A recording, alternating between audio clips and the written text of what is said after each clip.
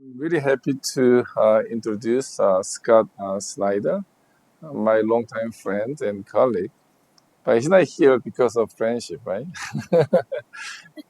He published a very important book last December, the U.S. South Korea alliance: Why It May Fail and Why It Must Not.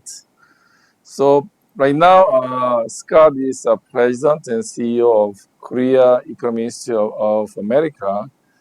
He just took this position Beginning this of month. Yeah, so only like This two is my weeks. third week. Yeah, 2 weeks. Before that, he was senior fellow for Korea Studies and director of the program on U.S. Korea policy at the Council on Foreign Relations from 2011 to March of 2024.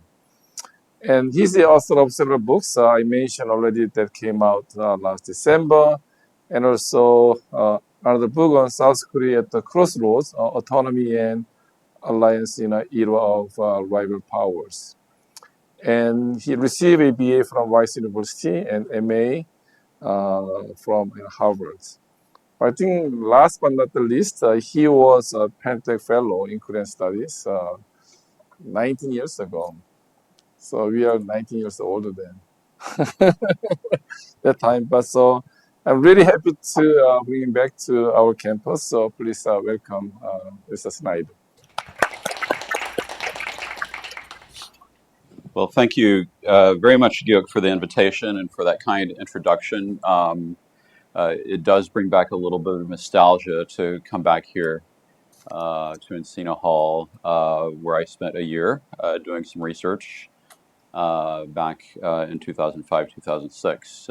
And so I'm delighted to have a chance to come back and talk about my current work. And a lot of the things that I'm looking at, also, I got a lot of benefit and inspiration from Professor Shin. So I'm grateful for that. I've been working primarily in the policy community over the course of the past 3 decades, not necessarily in the academic world, but I try my best to make use of research from the academy as we do contemporary political and policy analysis. And so what that means is that the books that I write aren't necessarily I hope that they don't read like dissertations. They're probably not quite as rigorous as books that you can read that are derived from dissertations, because we're aiming at a policy audience, and we're really trying to also help provide understanding and make recommendations for people who are involved in managing the relationship. And the focus that I've had over the course of the past decade while I was at the Council on Foreign Relations has really been on the U.S. South Korea alliance in various forms, the evolution of South Korean foreign policy, the security situation of the Korean Peninsula in the regional context. And so I, over the course of the past 3 years, worked on and wrote and now published a book about the alliance. I have a little bit of a provocative title of Why It May Fail and Why It Must Not. And we'll talk a little bit about both sides of that and get into, I mean, frankly, at this particular moment, you're probably saying, what? Why would it fail? I mean, the U.S. South Korea relationship is really pretty robust and healthy. And so I'll have to explain what I'm concerned about. What I'm going to do in my presentation is to provide a little bit of the theoretical backdrop in terms of what the literature says about alliance factors supporting alliance cohesion, and also factors that could lead to termination of alliances. I'm going to provide a little bit of a situation report, or kind of the value sheet, the cost-benefit sheet on the U.S. South Korea alliance from both sides. I'm going to look at North Korea and China as threats to the alliance, and how those threats are driving the evolution and development of cooperation between the United States and South Korea. And then I'm going to make my core argument, which is basically that the combination of domestic political polarization and forms of exclusive nationalism in both countries could lead to the threat that we haven't really prepared for in the context of managing the alliance, an internal threat, a threat from within that could actually lead to the inability of the U.S. and South Korea to cooperate with each other, despite the fact that in broad terms, there is a convergence of interests as one looks at the external threats. And then I'll talk about Korea First and America First leadership. So the elevator pitch for my book is basically, well, what happens to our alliance cooperation if America First policy meets Korea First policy? And we'll get into what that looks like and what that might mean. So factors influencing alliance cohesion. This is primarily from Stephen Walt.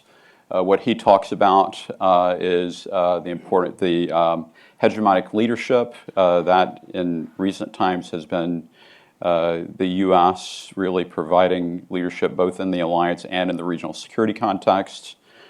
He talks about the alliances as symbols of credibility.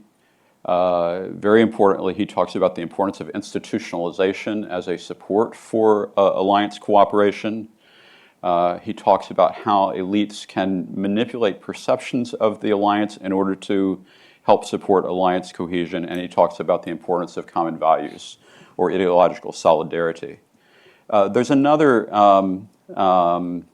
researcher, Alexander Lenozhka, who has looked at factors influencing alliance termination based on analysis of alliances over the course of the past basically a broad sector study of factors influencing the end of alliances. And he has a number of factors. The first two are kind of obvious. If the alliance succeeds in overcoming the threat, then you don't need an alliance anymore. If the alliance fails to meet that and faces defeat, then the alliance could be terminated. But the two I think that are most relevant, at least as I've been thinking about the U.S. South Korea alliance, are related to the possibility of a downgrading or marginalization of the alliance as a priority for one or both partners. In other words, if there is a divergence in threat perception and the priority that each partner places in terms of trying to meet that threat, or if there's a divergence of interests. And if we look at the history of U.S. alliances in the region, there are several, I guess, comparative cases that one can look at that represent each of those categories. In terms of marginalization of the alliance, usually what that means is a change in the direction in terms of how elites are defining policy priorities. And so I think that would be exemplified by, for instance, the U.S.-Philippine alliance and its kind of decline and moving into non-activation. We can also think in terms of divergence of interests about a case like the U.S. and Thailand, which still is a formal alliance, but really cohesion came from the Vietnam War. And today we don't necessarily see the factors that mean that the U.S.-Thai alliance is really that active. Another case is the U.S.-New Zealand case. In that case, it was really about domestic political priorities as related to the question of presence of U.S. nuclear submarines. And so, that domestic issue intervened and damaged the U.S.-New Zealand alliance. And I guess the other one that we can think of, which again really is about divergence of interests, is the U.S. and Taiwan. and the decisions that were made in the context of the U.S. decision to normalize relations with China. And then, of course, the final factor that Lenochka talks about is transformation of the alliance. Usually this means embedding the bilateral alliance into a broader multilateral security framework. So those are all factors that are in the literature. I want to shift gears a little bit and simply put forward the value proposition as it currently stands as related to the U.S. South Korea alliance. And so what is in it for the United States and South Korea respectively? And I would argue that broadly speaking what we're seeing is not only a convergence of threat perception as related to, in particular, North Korea and China, but actually also a convergence as related to the ability of the U.S. and South Korea to work together more broadly on the basis of common values. And so we all know that the North Korea threat is not getting easier. It's continuing to progress gradually.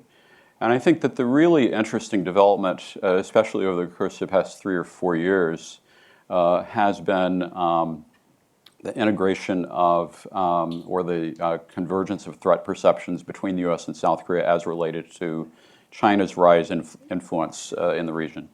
And I'll talk more about that as we proceed. And then on the South Korean side, you know, the big challenge is really the nuclear dimension of the North Korean program and the South Korean need for the U.S. to provide support to meet that particular dimension.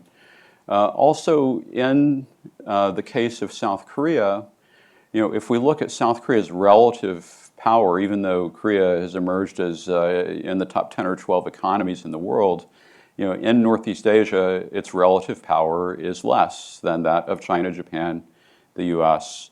Arguably, interestingly, South Korea's economic heft is probably equivalent to Russia's at this point.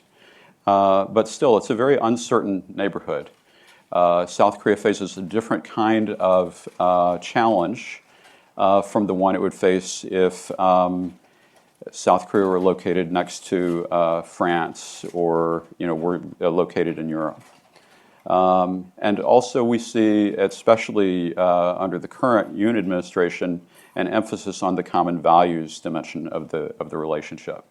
So what has been going on over the course of the past few years? You know, I began to write this book back in 2018 and 2019. And at that point, I would say the alliance conversation was actually dominated by concerns about transactionalism between the U.S. and South Korea, and a perception that President Trump and President Moon might actually be on different pages. And so it kind of looked like both personalities and even the mechanisms for cooperation within the alliance, you know, were under greater threat. But what we've seen over the course of the past couple of years, especially since the beginning of the Biden administration, is the emergence of a set of factors that have enabled the expansion of the scope of the alliance and strengthening of areas where the U.S. and South Korea are able to cooperate with each other. And I think that one of them is related to the Russian invasion of Ukraine.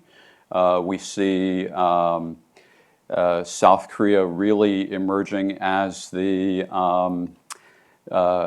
main source in terms of backfilling weapons from the U.S. And Poland that have been transferred to Ukraine. In addition to the fact that the current South Korean administration has, you know, framed the challenge that we face resulting from the Russian invasion of Ukraine in the same way that the Biden administration has, as a threat to really a revisionist threat to the traditional old lines on the map. And of course, revisionism is also a challenge that could come up in the context of China, Taiwan, or North Korea. So, you know, there's a focus on the same set of issues, but an expanding scope of alliance cooperation resulting from that. A second factor, I think, is really in the context of the U.S.-China relationship, what I would call the securitization of technology and the imposition of U.S. stronger export control regimes and import rules on technology products from China. And South Korea has been engaged together with the United States in a whole set of dialogues, policy coordination dialogues on the economic side of the ledger that really previously didn't exist prior to the beginning of the Biden administration. So I see representatives from the ministry, from MOTI, coming to Washington fairly regularly to consult on those issues. Also, the other, I think, major factor is really the emergence of South Korean inward investment of the United States as a new factor. And I think that actually is a really significant one in terms of providing support and health for the U.S. South Korean alliance, because it also expands the scope of our cooperation beyond the military, and it actually changes the frame of reference for the alliance relationship from one which, when we look at security, has been primarily historically one-way provision of resources and pledges by the United States to South Korea, to something that looks a little bit more two-way. Because on the economic side, South Korean investment in the United States creates jobs and provides a basis for greater mutuality as we think about the alliance relationship.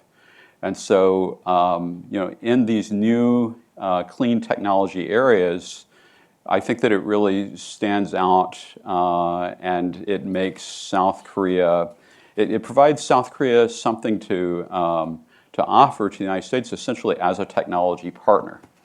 And I think that's important because as I look at the history of the alliance relationship, for a long time, when we talked about the alliance, we talked about the Korean War and the support. It was the alliance forged in blood, and every time a South Korean president would come to Washington, the veterans would come and show support for the relationship.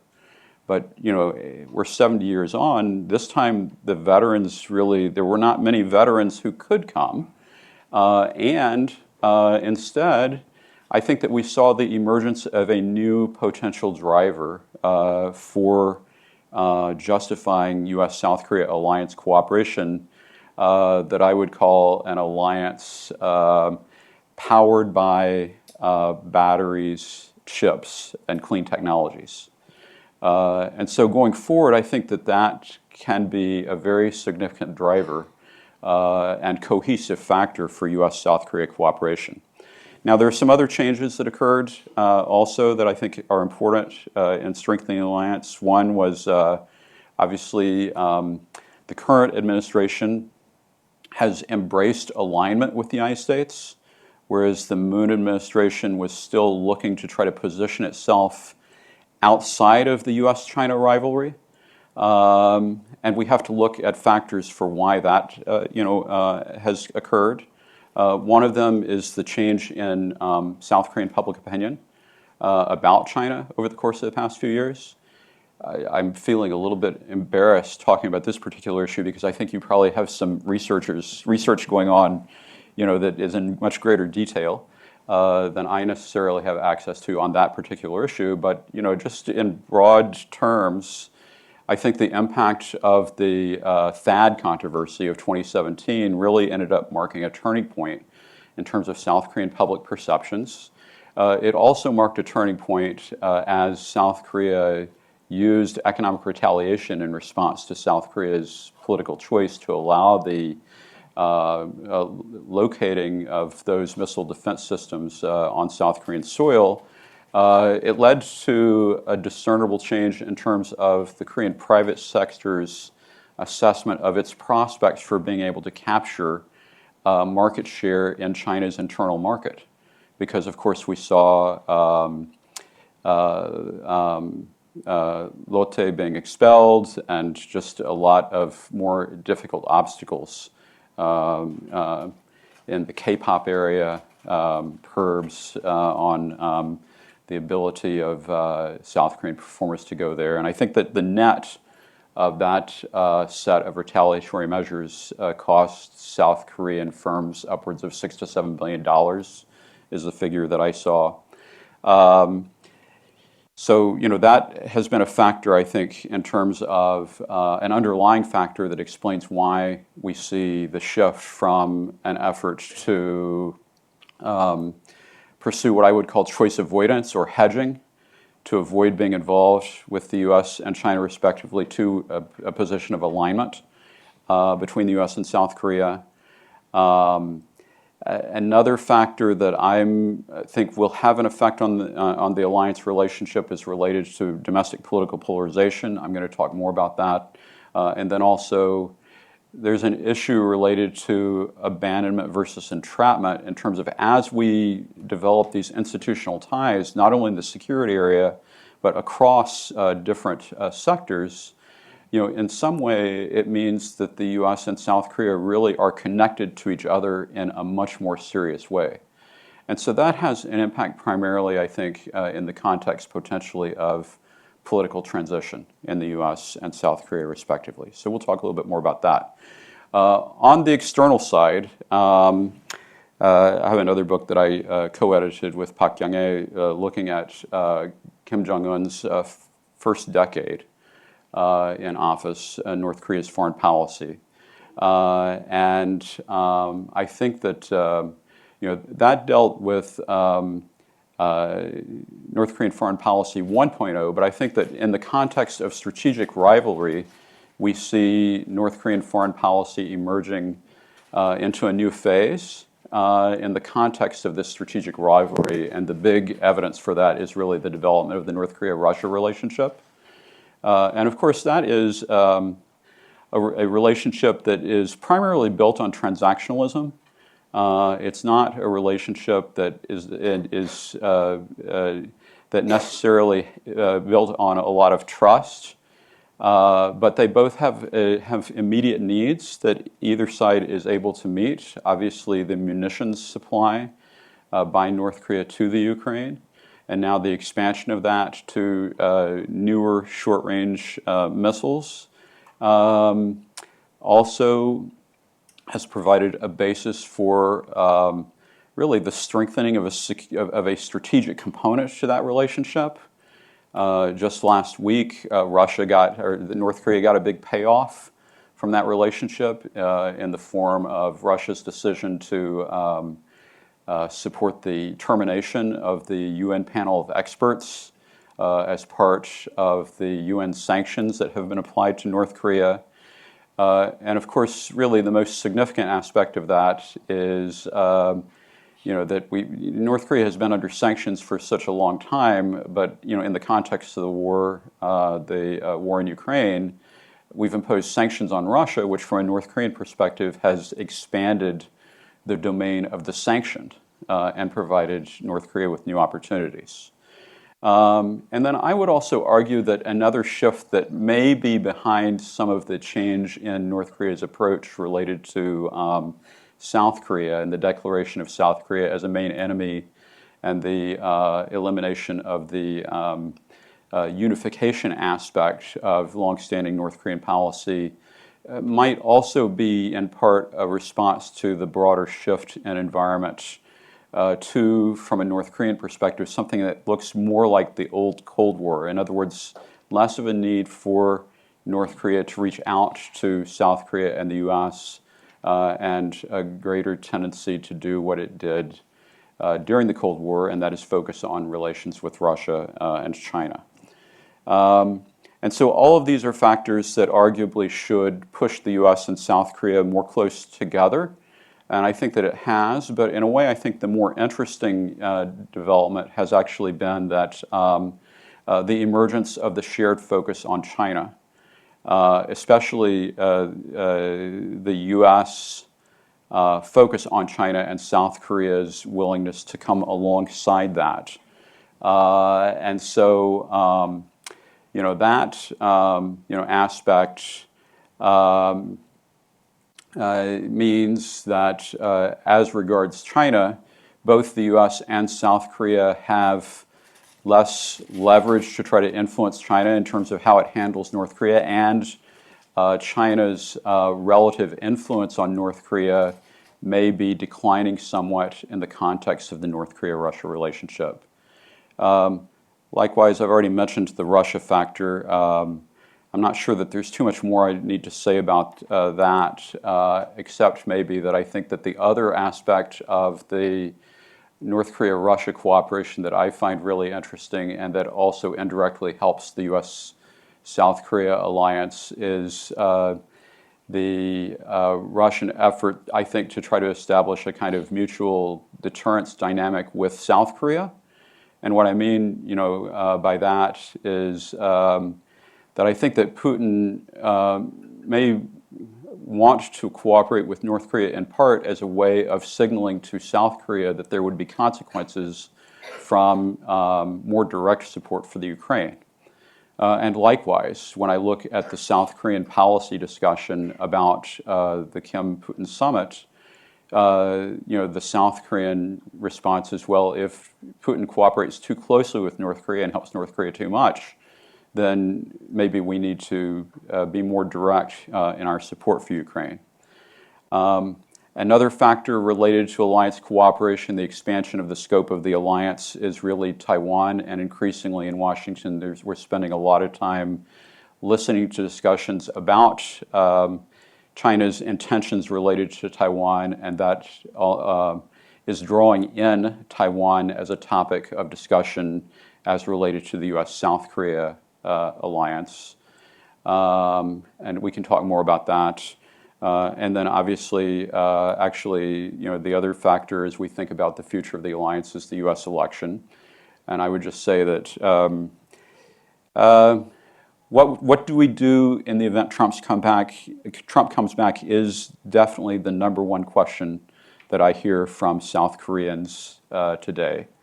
What would that mean for the alliance?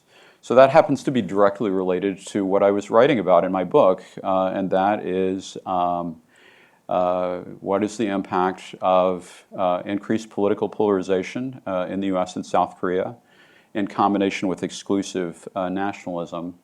Currently under Biden and Yoon, we're kind of in the sweet spot where both, I think, administrations are pro-alliance, and we see institutionalization of cooperation expanding.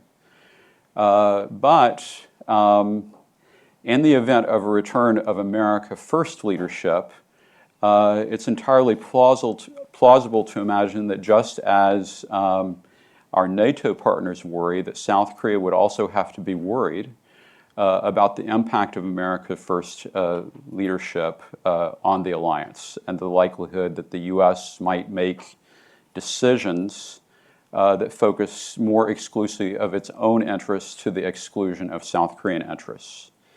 And likewise in South Korea, I would argue that those impulses also exist in South Korea, actually on either side of the political spectrum. In other words, on the progressive side, historically, the desire to place cooperation with North Korea as a priority, perhaps regardless of the U.S.-South Korea alliance. And on the conservative side, I think that it really manifests itself in the context of the debate over nuclear acquisition that we have seen over the course of the last year. And so I want to kind of wrap up by, before I do that, I forgot I've got this one 2x2, really laying out the impact of pro-alliance versus Korea and America First leadership. The main takeaway there is that prioritization of other factors other than the alliance damage cooperation. So I just want to move on and talk about, in particular, the impacts of the Korea first and America first approaches as they look today. And I think that the South Korean domestic debate over nuclear acquisition is one of the really interesting and active areas as related to the alliance.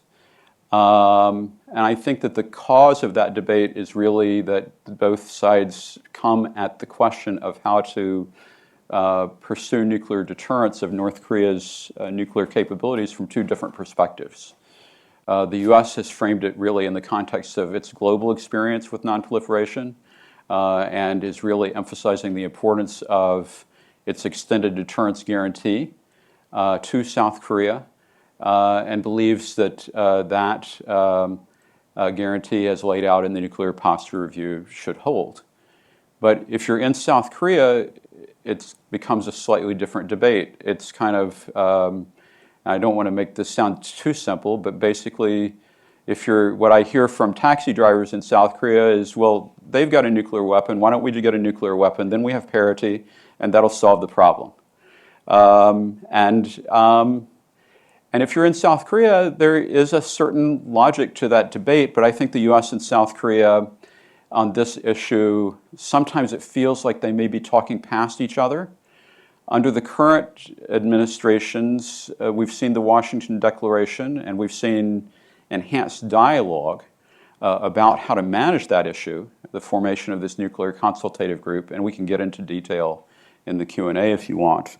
But in the context of a potential shift to the Trump administration, the convergence of an America-first approach to the world and a Korea-first approach to the world on the nuclear issue looks like it opens up a potential avenue for the United States to say, well, South Korea should engage in more self-defense, and those who want to pursue nuclear weapons in South Korea will say, okay, thank you very much. We should move in that direction. And of course, it's not as simple as that, and I think the big issue revolves around the Non-Proliferation Treaty and regime. And so the way I would put it is that South Korea would still face incredibly high costs for pursuing that approach as long as the NPT is credible and in force. But if indeed we see a collapse of the NPT, then I think it actually would be an open field for South Korea to pursue its own nuclear capabilities, because there would be a set of rising threats and a different cost benefit would apply. And then on the U.S. side, I'll just talk a little bit about essentially what I'm hearing and what people ask about, well, what do we do if there is a second Trump administration? And we know about the transactionalism around cost sharing related to support for the alliance relationship. And we know that President Trump is very sensitive about trade balances. South Korea is currently running a $45 million trade surplus bilaterally with the United States.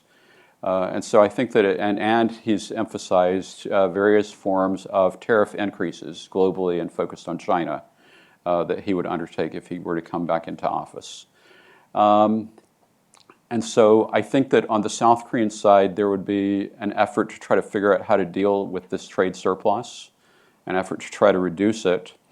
But I would argue that a South Korean strategy for dealing with the return of President Trump should also include thinking about how to use the deep institutionalization that exists between the bureaucracies on both sides as a hedge against America First policies of a Trump administration. Also, South Korea has friends in Congress that can be used. And maybe most importantly, South Korea has more friends in Congress than it used to because of the influx of South Korean direct investment, interestingly, mostly into red states in the United States. And so I think that actually one of the very interesting questions that we could be looking at in the context of how South Korea would deal with the return of a Trump administration is related to what representatives of districts who are the beneficiaries of jobs and inward investment in red states, what would they do? Would they follow the Trump line, or would they be sensitive to the influence from these new constituents that are providing major benefits for their districts? And then also I would say that overall this is a great moment for South Korea in terms of American public support and appreciation for South Korea. And so that is also a factor that can be used as a kind of a hedge against the return of Trump administration. But I would actually say the most important thing that maybe the South Korean government should be thinking about right at this moment is actually how to distinguish the progress that has been made in the U.S. South Korea alliance from other alliances, since President Trump is very skeptical of alliance partnerships. And also, I think that there's going to be a need to try to find a way to get President Trump to re-examine assumptions about the U.S.-Korea relationship based on the fact that things have changed a lot over the course of the past 5 to 7 years since President Trump has really been involved in managing the relationship. And so I think that those will actually be the key factors that will lay the groundwork for what we might expect if, in fact, South Korea has to face the resurgence of an America First policy.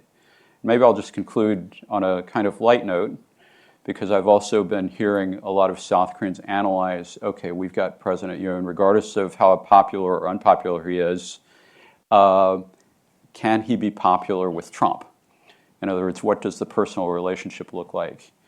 And so a lot of people look back at, in particular, Abe, and the way that Abe tried to establish a relationship with Trump back in 2016. But unfortunately, there's a little bit of a mismatch between Trump and Yoon's interests that did not exist for Abe and Trump, and that is that Trump likes to play golf and Yoon doesn't play, and Yoon likes to drink and Trump does not. So those are going to be the factors that are not going to work. They're going to have to find some third avenue by which to establish a good personal relationship. So I've talked a long time. I think I should stop there, hopefully on a light note. Open for questions. Thank you, Scott. Yes, rating is now only 23% by Gallup poll. That's the lowest since he took office. I think Kishida also like in 20%, right? So, I think Korea, I very much support Yoon's policy, but then he's, by some people, he's seen as like, too pro-alliance. And then, unless he can really improve his rating, I don't think he really have any, power to push forward. So, I mean, even here, I don't think, Biden leadership is strong either. So even without, Trump. So, how we can deal with this weak political leadership. And I feel like we may be losing momentum that we built last year or early this year.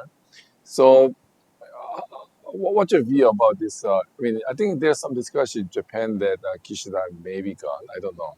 There's some speculation. And I don't know how you really can recover from the current the challenge because he's just struggling politically, and then there might be transition in Washington as well. So I think for me that these are most worrisome factors that might affect not only U.S. Korea but also U.S. Korea Japan trilateral cooperation. So any thoughts? Yeah. Well, I think we share a lot of Yeah. same views on this. I'll just say that what I was disappointed by in the initial move by President Yoon to normalize relations with Japan was the fact that because of Kishida's political weakness, there was really no opportunity that Kishida could see to take a reciprocatory responsive gesture. And that's very frustrating to me because I think that that is going to have the effect of deepening polarization in South Korea about the relationship rather than the opportunity possibly to compartmentalize Japan-Korea relations from South Korean politics in particular. The other aspect is related to institutionalization and momentum. And there, Camp David Summit was so interesting to watch because we saw and heard senior U.S. government officials essentially saying, well, we want to lock in cooperation, institutionalize it in order to keep this out of politics, basically, in order to preserve it. Basically, what was unstated in the event that our political transition results in a different viewpoint. And of course, in a way, the double edge of Camp David is, on the one hand, it provided a framework for institutionalizing the three-way relationship, which I very much support, but at the same time, it's a Biden accomplishment, which basically means that it's a potential target in the event of a return to the Trump administration. And so I'm skeptical about the idea that we can lock in institutionalized cooperation, and I very much support the efforts to deepen institutionalization of that trilateral relationship to the extent possible, even though I'm skeptical about our ability to fully protect it from the possibilities resulting from political transition. They've done a lot, actually, and they've had a bigger vision than I was anticipating in terms of thinking about institutionalization. But now, under the current circumstances, I think the only choice that actually exists in all three governments is to try to run harder on the institutionalization side.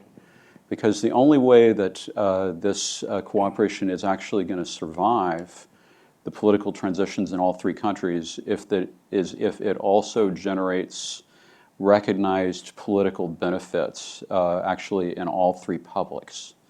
And I think it's particularly relevant to South Korea. If the relationship with Japan itself is going to survive a political transition, it's only going to do so because the South Korean public has decided that they can see concrete value accruing from the policy that Yoon has followed. So can you say a little bit more specific about what you mean by institutionalization? Because probably, with Japan, because in Japan they don't really change power, probably this can continue. But here, if Trump back to power, he might pursue anything but Biden. If in Korea opposition come back, then they'll pursue anything but Yoon.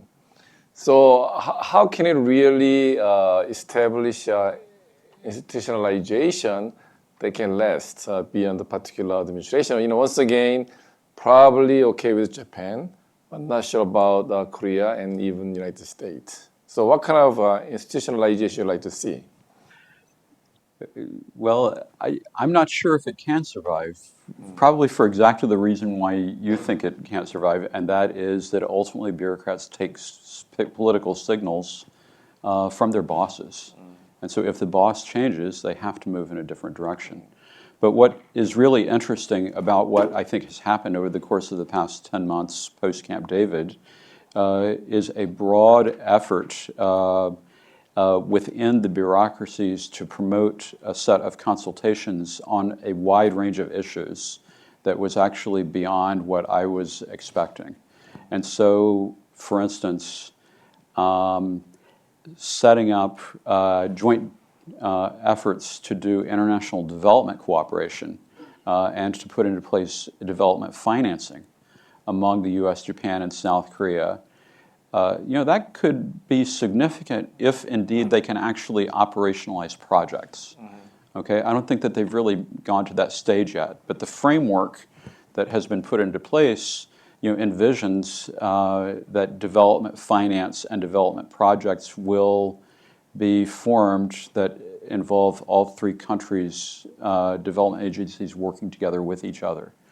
Or in the critical and emerging technology sector, they've established in a number of areas, quantum, semiconductors, I can't name all of them, long-term research partnerships. I think, for instance, quantum is designated as University of Chicago or something, right, along with others. And if that actually becomes one of the habits of cooperation supported by institutionalized exchange, then that would be a significant change from what we are currently doing that would basically knit us together in a much more closer way. So the question then becomes, will Trump notice, and will there be an effort in the Trump administration to reverse that? And that's where I think the verdict is probably a little bit mixed, because it will really depend on who is working for Trump. And I think there are different views within the Republican advisor community, as far as I see it, most of which center around the extent to which we really need to gird for a China threat. And for some of those who place the China threat as a very high and urgent priority, the corollary to that would be to try to protect some of the institutionalized cooperation that the Biden administration might, put into place. But for Trump himself, the thing I worry about is that he'll say, "Oh, Biden did a big event at Camp David with these other guys, and therefore we've got to find a way to negate that." So let me ask one more question, then I'll come to you. So let's take a look at North Korea. And now, of course, you're following, Washington politics, more closely than we do in California here. So assuming that Trump is back to power, and what's like a prevailing thinking about possible North Korea policy by Trump? Of course, at this point, it's just speculation. I mean, still he can lose. I mean, I'm not saying that he will win, but I think at this point, maybe in half and half chance, right? So I think, what we hear is that there are two views. One is Trump may kind of continue what he was doing with North Korea. I mean, more or less, maybe there is some tweak here and there. Or just the opposite, that he may lose any interest in North Korea. So in the first scenario, if let's say if he's trying to pursue summit with Kim Jong-un again, then re-engage, it might create some tension with Seoul, because Seoul is taking very hardline policy toward Pyongyang. On the other hand, if Trump lose interest in North Korea and just support what Seoul has been doing there, it might create more tensions on the Korean Peninsula. So either way, things may not look good. So what's your thinking on those issues? I mean, it's a tough one, and I don't envy those working in the government. Well, and you're going to, I'm sure, think that my response is a bit of a cop-out, because I'm simply going to say it depends on who actually advises Trump, and we don't know yet. And I would say there are... So what likely candidates that people are speculating these days? Well, that's... the most interesting line that I've heard about that is from Heritage colleagues who say, we can't talk about the names of advisors because Trump is very superstitious. Yeah. So he may and so he doesn't want... Yeah. But I think that... Yeah, that's right. But it's not personal, right? No. Well, and I go back to the 2016 debate, and basically he named a few people when we're asked about his foreign policy advisors, and then he basically said he trusted his gut. And I think that was the truthful part of the answer. So there are some known individuals who I think would push for revival of symmetry.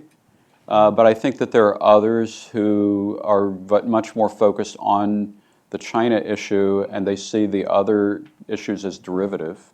And for those who are focused on China, they're much more interested in trying to have South Korea buck up in the fight against China and also have South Korea take greater self-responsibility in the fight against China. And so it just depends on who is where. But I'll offer a different take also on that question, and that is that as far as North Korea policy, what I'm really interested in that I think a Trump administration could put into play, at least in theory, is that I think that regardless of what one thinks about it, Trump may actually be able to be successful in ending military hostilities in the Ukraine. And that one result of that is that it's going to dry up the financial lifeline that North Korea has been able to establish as a result of that conflict. And so, but that's of course a second order issue, and I would say that the question is whether a Trump administration team also tries to capitalize on that second order issue and how they might do it in terms of actually grappling with the potential effect of the financial cutoff that, first of all, they would have to insist that there be a cutoff in the context of trying to bring a cessation of hostilities in Ukraine. You know, of course, the cessation of hostilities in Ukraine, from the perspective of a lot of people, means that, you know, Russia is a big winner, Ukraine is a loser. North Korea would also be, you know, a loser. But at that particular moment of where North Korea's financial supply is being damaged, on the one hand, do we try to isolate North Korea, or do you try to offer an alternative that might change North Korea's direction? And so I think that either of those approaches are corollaries of a possible Trump administration approach to, probably from their perspective, the more central issue that would have ramifications for what we could expect with North Korea. Great. Okay, so now let me open to the floor. Yeah. So say who you are, then ask a question. I'm Ken Craig Program Postdoctoral Fellow, and for your insightful presentation. So I want to ask about your view about mass level polarization, the effect of mass level polarization. And some questions. Yes. When you are talking about your ideas and your perspective, basically when you say polarization, it is about end level polarization, as I understand. But for example, like by definition, polarization means, especially at the mass level, some people may have idea A and other people have totally different ideas. But we need to maybe understand the types of polarization. So for example, in the case of South Korea, for example, let's say supporters of former President Moon Jae-in, if those students support kind of devaluing U.S. alliance relationship, is it because they think balancing between, for example, China and the U.S. is strategically beneficial to South Korea, or do they support those kind of approach because they do not agree even about those kind of conservative strategies? So there are different underlying regions to those kind of rationales. So how do you see different types of polarization can affect the strength of U.S. alliance relationships? Yeah, so that's a really interesting question, and I look forward to whatever research you're doing on that topic. But I would actually argue you can categorize in terms of elite and mass level polarization, but I think that another way of thinking about this is how political structure and perceived ideology influences choices as related to foreign policy and what the actual views of the public might be, because they don't necessarily coincide with each other. And so I would actually say that it is important, especially in terms of my argument. I didn't necessarily emphasize it, but you know, I'm not at all making an argument that ideological predisposition is necessarily going to be determinative as far as support for the alliance on either side, Republicans, Democrats, or conservatives, progressives.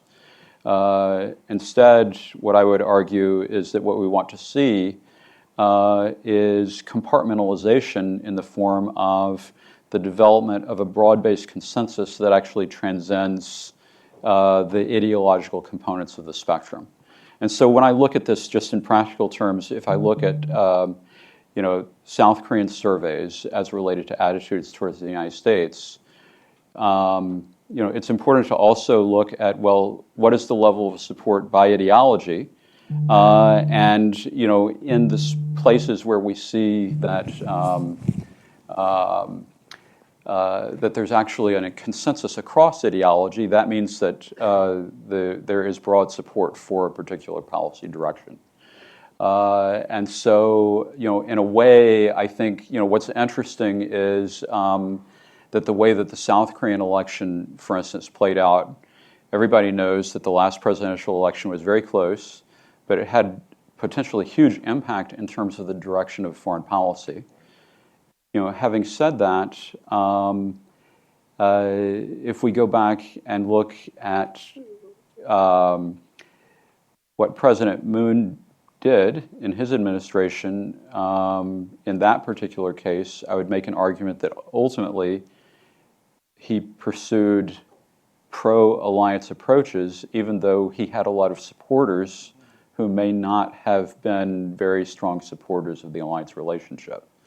So, going forward, what I would be looking for is the ability of whatever future leader comes into Korea to be able to absorb the broad direction and contours of South Korean public opinion and priorities, which I would argue have been relatively set over time and have been pretty stable, at least recently, on most issues, with the exception of Japan and North Korea.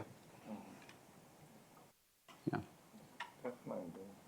I'm Daphne Alexor from the Department of East Asian Languages and Cultures.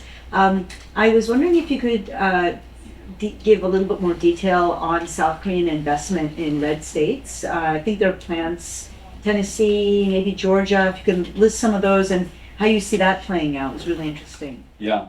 I don't have that at the tip of my tongue, but I can probably dig up for you.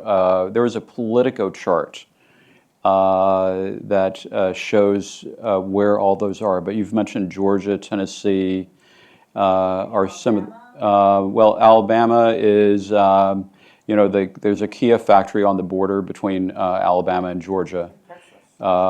Texas for Samsung, clearly. There's also, I think, some increasing Rust Belt investment. Indiana is not a swing state, but it's been a beneficiary of a number of South Korean investments. I think there's going to be potentially more investment in some of those Rust Belt areas from South Korea. Minnesota as well. There's Schwann's in Minnesota, CJ. Oh, really? Okay. Yeah, that's right. Well, I should know that because I think that acquisition, from my perspective, that is one of the really interesting acquisitions in terms of, this is now a divergence and an anecdote, but in terms of the acceptance of South Korean, especially food products in the U.S., all I know is that the Malona bars that my kids love that you could only get at H Mart, now they're available at Costco in the middle of Florida. Right, so that's a big. I'm not sure that people have examined the labels, but it's a definite expansion of access that I was directly affected by as a result of that acquisition. So I'm sorry I interrupted. I can get you a graph that shows that, but I think that for me the really interesting question that raises is how will those representatives manage the tension between the possible direction that President Trump himself may want to go in, and the fact that his district or her district is the beneficiary of thousands of new jobs. And of course, the other aspect of that particular lens is that South Korea has emerged as really one of the leading foreign investors in clean tech. But of course, you know, President Trump is really not supporting the IRA, and there's a debate about he can't repeal the IRA, but he can certainly slow down implementation. And so that is a big question that a lot of Korean private sector firms are looking at, especially those with investments coming online in these areas that have a huge impact on their thinking about how to about you know what the impact is in terms of the bottom line. I think I'm just I'm reading now a master's student at the Scientific Studies. And I don't want to curious this may be a ignorant question, but I'm really curious about the recent parliamentary election, especially how does the Korean opposition conceive of its foreign policy critical role and what influence might that have on Korean foreign policy? So that's a really interesting question, and it's one that I've also been trying to consider over the course of the past week when we saw that the opposition was very strongly going to be in control of the National Assembly. And my feeling is that President Yoon and the Yoon administration is primarily going to feel constraints on domestic policy, not foreign policy. I don't think that the election is going to have any impact on his foreign policy direction unless the opposition can find some tangible mechanism by which to throw some kind of obstacle into the way of where President Yoon is going. And the best example that I can give for that argument is actually that we also saw the previous case where we saw an opposition-controlled National Assembly facing a then-current president was actually in the Kim Dae-jung administration, the April 2000 elections, and 2 months later, Kim Dae-jung had the first inter-Korean summit. So clearly, the ability to control the National Assembly had no influence on his major. You can argue whether that was a foreign policy effort or a domestic policy effort, but it didn't have any influence on his ability to pursue his policy. So that's what I'm expecting until the end of 2026, is that actually President Yoon has essentially a free hand to do what he wants on the foreign policy side, but he's very much constrained from pursuing any of the putative reforms that he had hoped to pursue if they had been able to control the National Assembly, and that the problem is paralysis on the domestic side. And so that generates a whole other set of questions about how the opposition and the ruling party can work together, and whether or not the opposition really has an incentive to work with the executive in any case, because it really becomes a question of perceptions of political responsibility for the impact of domestic policy. Yeah. Thank you very much. We are a good institution. So I'm quite curious about the language of diplomacy in U.S. ROK and DPRK relations. In particular, we're thinking about the Hanoi summit moment when things were looking good between U.S. and South Korea and North Korea. But recently, I think there was somebody high up in the U.S. government who took part in the summit, the interpreting part of it, and she said, genuinely, she was sweating because she couldn't translate or interpret North Korean language into South Korean language, and that's the same struggle I think South Korean interpreters struggle with interpreting the North. So I was just wondering, although South and the North, they use the same language, in a way, they started to use it in a very different way. So in the Washington Circle, how do you actually engage with those differences? Because, and also, what's quite related to that is that what's lost in translation, and say Trump returns, and say things look good in between US and DPRK, how then should we engage with it? I was just quite curious what your whether you had first hand or direct. Yeah, that's an interesting question. It's a complicated question because on the one hand, it may be that there are unbridgeable differences between the two sides that are not attributed to linguistics, but it's also possible there could be linguistic misunderstanding. And my own feeling is that, unfortunately, in Hanoi, they actually didn't get close enough to each other for the possibility of linguistic misunderstanding to be an issue. There just wasn't the sustained level of interaction. But I take your point because a long time ago in one part of my career, I was involved with a law program. This was on a track 2 basis, just informal, where there were American professors who were giving presentations on aspects of the international legal system to some North Koreans in Beijing. And they were accompanied by a South Korean law professor who did the interpreting. But what happened during the coffee breaks was actually that the South Korean law professor spent all of her time explaining the vocabulary that she had had to use as part of the interpretation because basically the North Koreans didn't understand the lecture. She had to basically do the glossary, in real time, so that they would be able to understand the main point of whatever topic was being discussed. So it's definitely a real issue. I just don't think that, unfortunately, in the latter rounds of interactions between the U.S. and North Korea at an official level, that came into play at high levels. It could be more interesting, like, for instance, that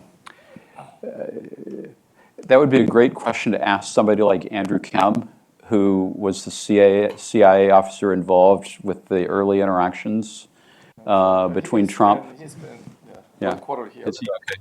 I know he's been, I saw him in Korea. I know he was at Harvard. So, but yes, he's the person, one person that I would want to talk to if I were doing that research. Okay, we might have one more question. Okay. Research fellow from Stanford. I would like to contrast the strategic partnership China does with the alliance relationship between the United States and South Korea. Because the strategic partnership China does with a lot of countries, including South Korea, they are not really less driven on security, but they're focused on flexibility that allows the relationship to account for a lot of the uncertainty and inconsistency caused by the leadership transitions and a lot of domestic challenges you mentioned in your presentation. So, and I was just wondering to what extent, or whether this kind of strategic partnership between South Korea and China poses any threat to the alliance relationship here, and to what extent it reinforces the U.S. commitment to the alliance or provides alternative inspirations for the United States to relax its commitment to the alliance. Because strategic partnership has never been a formal alliance, and China really does not be a formal alliance. So, yeah. I feel like the environment is so different now from the way it was. And yes, it's true that essentially for the China-South Korea relationship, it feels like, and you probably know the specifics of this better than I do, but it almost seems like there were gradients of strategic partnership that the China-South Korea relationship entered into as it became more and more important. And I would say that one of the critical moments maybe as related to that issue might have been around 2014, 2015. This would have been under the Park Geun-hye administration. And at that time, China was involved with the CICA, the Conference on International Cooperation in Asia, I think, is a very kind of broad umbrella group. And she was promoting a cooperative, security-based vision for that community. But one of the corollaries was essentially marginalization of or disparaging of alliance relationships. And so the South Korean diplomats involved in that, ended up encountering an obstacle that forced them not to be able to sign on to this broad cooperative security vision. And so that would be, I guess, the specific example that I can think of where those two imperatives may have intersected or encountered each other, and I think showed the limits to some degree of what China was able to accomplish as related to what that meant for the China-South Korea relationship. There's probably also another angle on this would probably be the economic relations aspect of it, but I haven't really studied that in sufficient detail. But I'm thinking about RCEP and where has that developed, and the China-South Korea free trade agreement versus U.S. ROK. But I haven't studied that. I don't want to go any further on that. Okay, so thank you so much for very stimulating discussions, and thanks for coming to this event, and hope to see you again on May 8th. But once again, thank you so much for Scott traveling all the way from DC to California, and then so see you again soon. Okay, thank you. Yeah.